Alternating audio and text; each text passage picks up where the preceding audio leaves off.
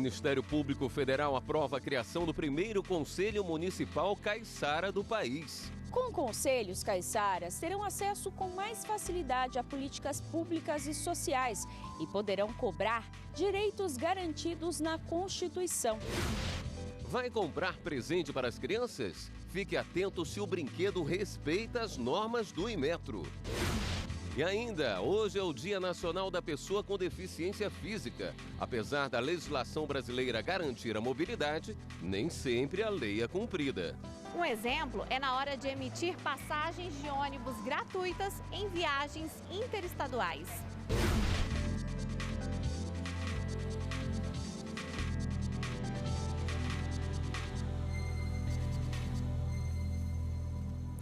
Olá, boa noite. Amanhã é o Dia das Crianças e os brinquedos são os presentes mais procurados. Mas na hora da compra é importante ficar atento a alguns cuidados para evitar riscos aos pequenos. Corre, corre, vendedor e cliente enfrentam maratona.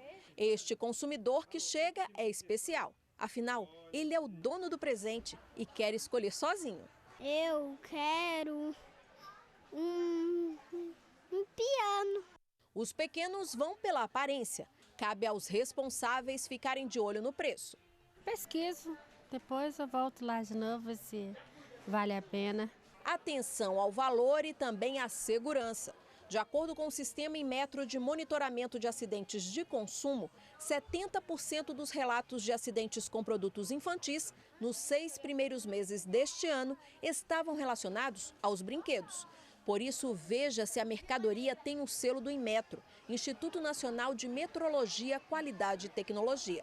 O selo na embalagem é a prova de que o produto foi testado em laboratório. Antes de chegar às prateleiras, ele passou por uma avaliação dos técnicos, que verificaram riscos como a possível presença de objetos cortantes e também partes que possam se soltar facilmente.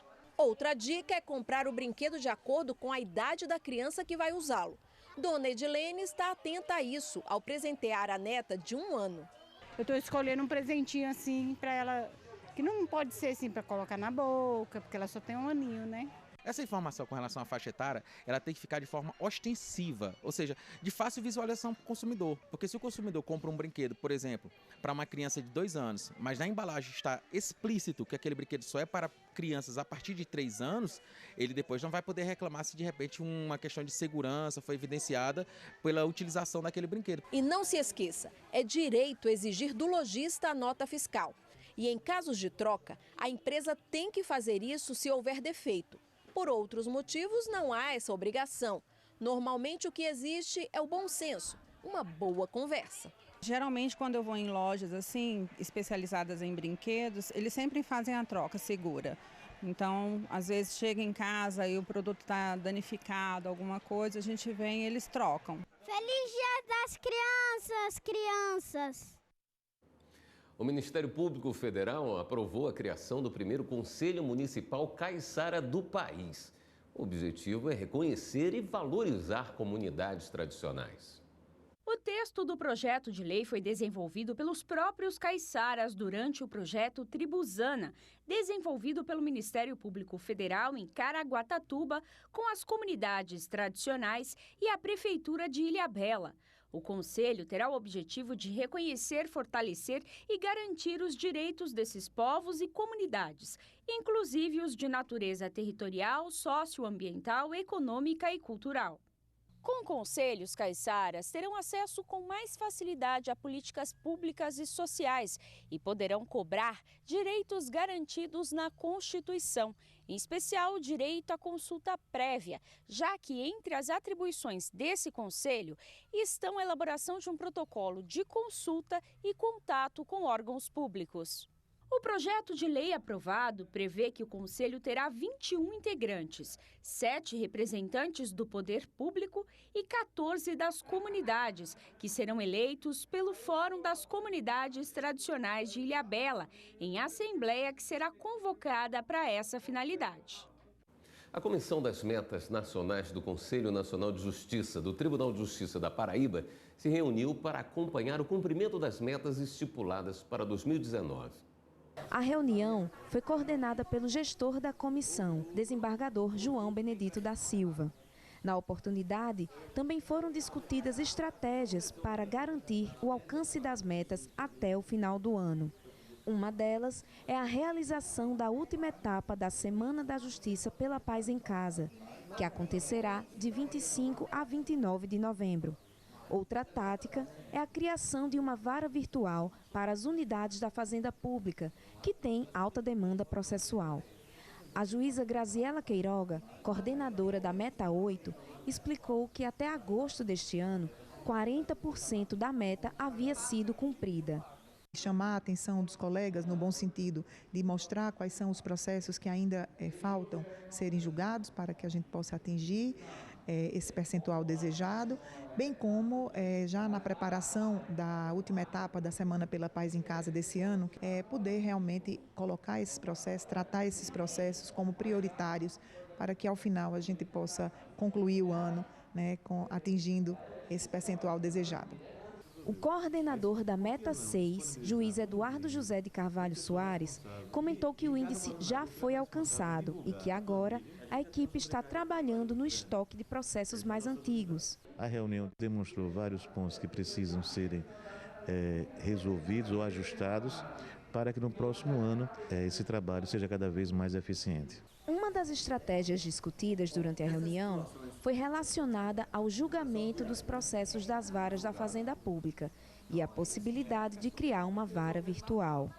Na realidade, essas varas de fazenda hoje elas têm um acervo muito grande de processos, 10 mil, 12 mil processos. Então a ideia do tribunal é criar uma vara virtual dentro dessa própria unidade, né? E aí colocar um novo magistrado com sua equipe de assessores para que esses processos possam ser julgados com a maior rapidez.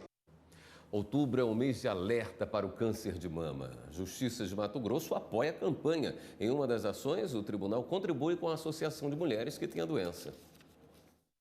Uma mulher de sorriso fácil, dona de um bom humor e de uma vaidade que nunca deixaram de existir, nem nos dias mais difíceis de tratamento.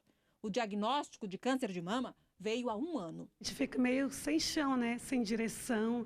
A sensação, por mais que eu tenha caso na família, é que você vai morrer porque você não sabe como que está a sua situação.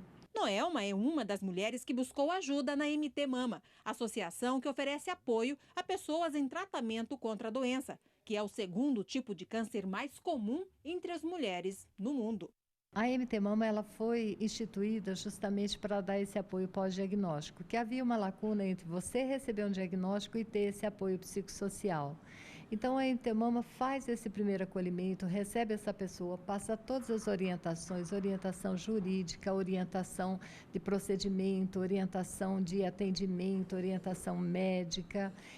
Mas a instituição só consegue ajudar se também receber ajuda, como a do Poder Judiciário de Mato Grosso, que durante todo o mês de outubro realiza a campanha Faz Bem, Fazer o Bem. Nós desenvolvemos esse projeto das pessoas estarem doando cabelos, chapéus, turbantes, lenços, para que a gente possa oferecer a essas mulheres minimizar, né, essa dor que ela sente por estar passando por esse processo. Tudo que for arrecadado será doado para a MT Mama. E olha que legal, gente, essas mechas de cabelo, quando chegarem aqui na MT Mama, elas vão ser direcionadas para uma ONG, lá em Lucas do Rio Verde, que é responsável pela confecção de perucas como essas daqui. As mulheres assistidas podem chegar aqui e escolher aquele modelo que mais preferirem. Elas usam por um período de até 3 meses e aí, se houver necessidade, elas continuam com as perucas ou trocam por uma outra, porque aqui há uma infinita variedade de modelos. E agora eu vou chamar a Noelma, que vocês já conheceram no início da reportagem. Ela, como já viram, né, tá com o cabelinho curto, né, os cabelos caíram. Ela não optou por peruca, quis mais um arquinho que ficou bonito do mesmo jeito. Obrigada. E agora ela vai enfrentar uma nova etapa, um novo desafio, gente. Nos próximos dias ela vai fazer a retirada das 2 mamas, até por precaução, né, por recomendação médica. Como é que você está se sentindo? Qual que é o sentimento que fica depois de tudo que você já passou? É só mais uma etapa na minha vida que eu vou passar e rapidinho já isso passa. Eu vou estar bonita, mais bonita ainda, se Deus quiser. E a gente deseja toda a sorte do mundo, felicidades, que você continue com o seu sorrisão. Obrigada. Tá bom? Boa sorte para você. É isso aí. Boa sorte mesmo. E a seguir, é lei. Empresas de transporte rodoviário são obrigadas a fornecer passagens para pessoas com deficiência. Nunca consegui a passagem gratuita de ônibus, não. Sempre quando eu vou viajar de ônibus é pagado no dinheiro e não dá desconto.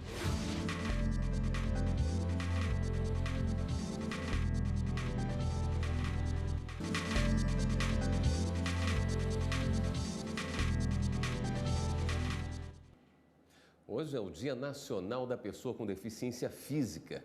Apesar da legislação brasileira garantir acessibilidade, nem sempre a lei é cumprida. Pode ser pela internet ou no guichê. Comprar passagem para viajar de ônibus é fácil e rápido. Geralmente eu compro na internet ou na hora. É sempre bem rápido. Sempre rápido. Foi fácil, foi rápido, tô indo para a Bahia.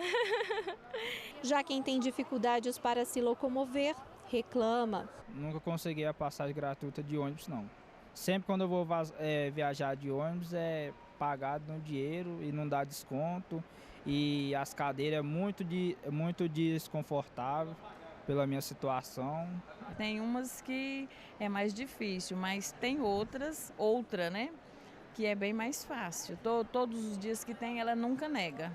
E o número de reclamações é alto, segundo a presidente da Associação das Pessoas com Deficiência do Distrito Federal, que também é cadeirante. A pessoa com deficiência ela possa ser embarcada no momento, ela vai ter que aguardar de 30 a 60 dias para poder embarcar. Porque sempre que chega no guichê, não tem vaga, as cadeiras já estão ocupadas, que dizem que é 2 cadeiras, né? Mas todo o tempo está ocupada. É lei desde 1994. As empresas de viagens interestaduais são obrigadas a oferecer pelo menos 2 assentos gratuitos para pessoas com deficiência. Mas para garantir a viagem gratuita, é preciso comprovar baixa renda e solicitar a carteirinha de passe livre no Ministério da Infraestrutura.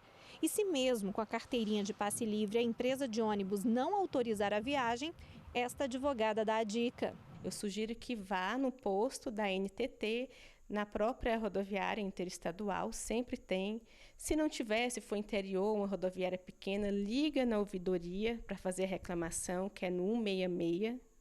E caso isso tudo não surta efeito, mesmo a NTT entrando, ou não consiga contato com a NTT, eu sugiro ir para as vias legais. Vamos procurar a Defensoria Pública, vamos entrar com processo no Juizado Especial Civil, porque o seu direito foi cerceado enquanto cidadão. E hoje também é o Dia Mundial da Obesidade. A data é um momento de conscientização sobre os riscos de doenças relacionadas à má alimentação e a necessidade de adotar bons hábitos. Durante 4 anos, Flávio ficou sem fazer nenhuma atividade física. O sedentarismo e a alimentação desregrada fizeram com que o peso dele na balança ultrapassasse os 120 quilos.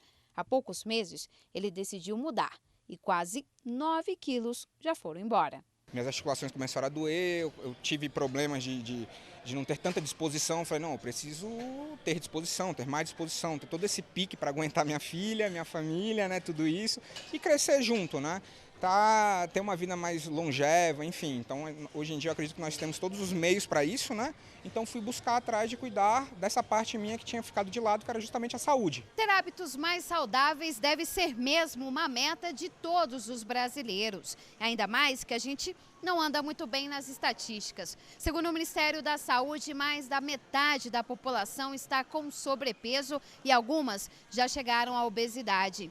E essa realidade pode trazer vários problemas. Hipertensão, colesterol alto e diabetes são algumas das doenças associadas ao excesso de peso. Em alguns casos, quando há risco de morte, a pessoa precisa passar por uma cirurgia bariátrica. De acordo com a lei, o Sistema Público de Saúde deve priorizar esse tipo de procedimento. Uma vez diagnosticado que o quadro é extremamente grave e que necessita de cirurgia, o Estado tem a obrigação de oferecer todo o atendimento necessário para que ele faça a cirurgia e pare de correr risco. Se o Estado não tem condições de oferecer isso no hospital público, o Estado precisa permitir que ele faça isso no hospital privado e o próprio Estado cubra as despesas que ele tiver lá. O atendimento também não deve ser negado para quem tem plano de saúde. A legislação brasileira ainda garante direitos a quem tem obesidade, como reserva de assentos especiais. Mas os especialistas indicam que o melhor mesmo é a prevenção. E 2 grandes aliados podem ajudar: alimentação saudável e exercícios físicos. Focar nossa alimentação em alimentos minimamente processados e in natura, ou seja, alimentos que passam pelo mínimo de processamento, porque dessa forma a gente consegue não trabalhar com corantes, com aditivos, com conservantes, isso que ao longo prazo pode fazer muito mal à saúde. Eu converso muito com meus alunos para ir devagar e sempre, não tentar para o próximo verão. Meia hora de exercício 3 vezes por semana já vai mudar a sua vida, já vai mudar a vida de muita gente. Estão suspensos os procedimentos de licenciamento e autorização de construção de terminal portuário na área do Lago do Maicá. A determinação da Justiça Federal do Pará.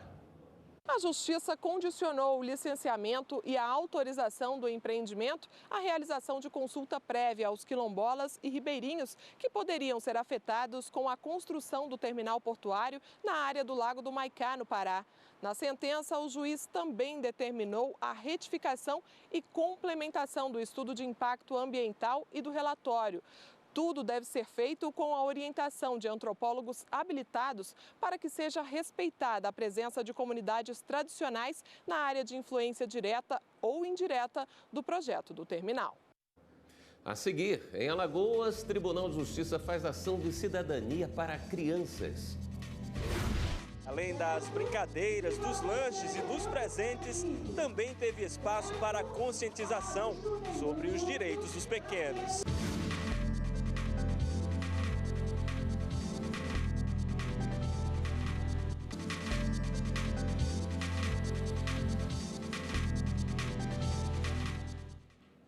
O Superior Tribunal de Justiça promoveu o seminário 30 anos da Convenção sobre os Direitos da Criança.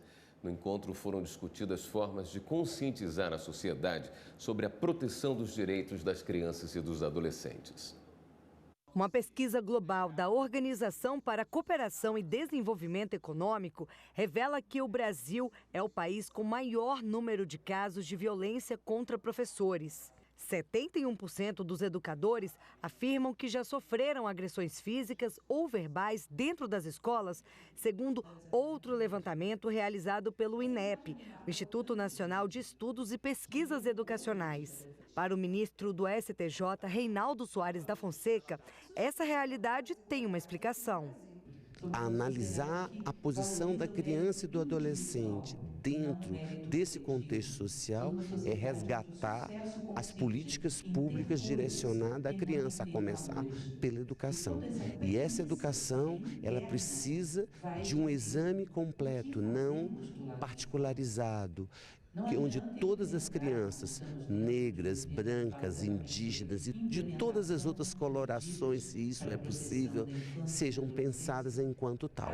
Há 30 anos, os líderes mundiais na época assumiram um compromisso histórico com as crianças de todo o mundo ao adotar a Convenção sobre os Direitos da Criança, um acordo internacional sobre a infância. Os 196 países, entre eles o Brasil, se comprometeram a adotar medidas para assegurar o bem-estar das crianças, garantindo o pleno desenvolvimento. Em comemoração à data, o STJ promoveu um encontro para debater a legislação e jurisprudências relativas ao tema, na busca por soluções para antigos e novos desafios. Com um projeto chamado Desconect, para poder estar trabalhando com essa valorização desses relacionamentos familiares, né? Valorizando isso. A gente sabe por pesquisas que crianças que têm refeições em família, elas se envolvem pouco com droga. Então, assim, é importante esse resgate da família. A Constituição Federal também garante que a família, o Estado e a sociedade têm responsabilidade quanto à proteção dos direitos das crianças e dos adolescentes. O presidente do STJ, ministro João Otávio de Noronha, lembrou que essa missão está prevista ainda no Estatuto da Criança e do Adolescente e no Marco Legal da Primeira Infância, que reforçaram as obrigações da Convenção Internacional. É o acordo internacional de direitos humanos mais ratificado em toda a história. Por isso, considerado instrumento de solidariedade internacional, sem precedentes. Para o ministro Napoleão Nunes Maia Filho, houve avanços na legislação, mas na prática ainda há muito o que ser feito. Como é que podemos esperar que uma família deseducada, sem condições materiais, de alimentação, habitação, vestuário e lazer, proporcione um ambiente feliz para uma criança? Se o pai é angustiado, a mãe é aflita, se todo mundo sofre com as angústias econômicas, financeiras, com a penúria, com a miséria, com a pobreza, como pensar que esse casal, digamos assim, pode proporcionar algo de bom para uma criança? Será isso sensato, esperar isso? Em Alagoas, a Vara da Infância e da Juventude de Marechal Deodoro preparou uma programação especial para as crianças. Pula-pula, piscina de bolinha, atividades de pintura, pipoca, algodão doce e muitas brincadeiras. Vivo! Vivo! Um dia inteirinho dedicado só para elas. A festa, promovida pelo Poder Judiciário e Marechal Deodoro, fez a alegria de quase 100 crianças da cidade.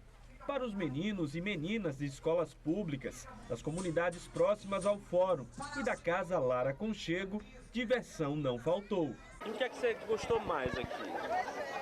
Da cama elástica, da piscina bolinha e do pula-pula. Ah, e também teve presente para todo mundo. A festa foi organizada pelo juiz Alisson Jorge Lira de Amorim e por cerca de 20 servidores. As crianças têm a ideia de que o Poder Judiciário, a própria polícia, ela só entra em ação, vamos dizer assim, no momento de desconforto, no momento de problema.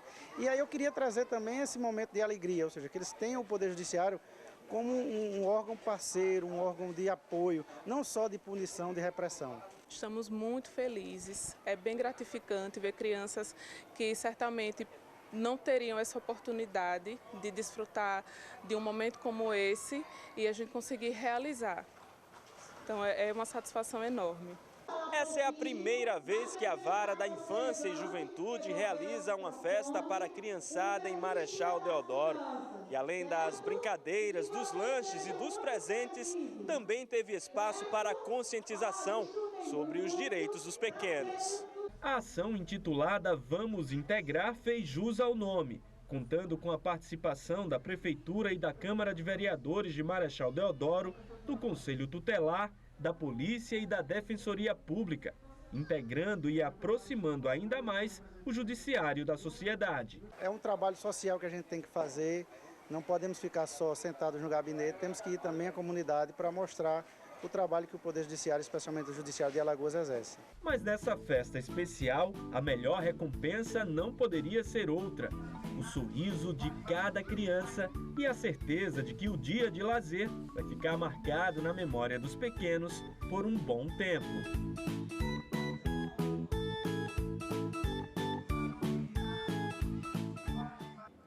Chegou a hora de dar um giro na rede para saber as últimas notícias.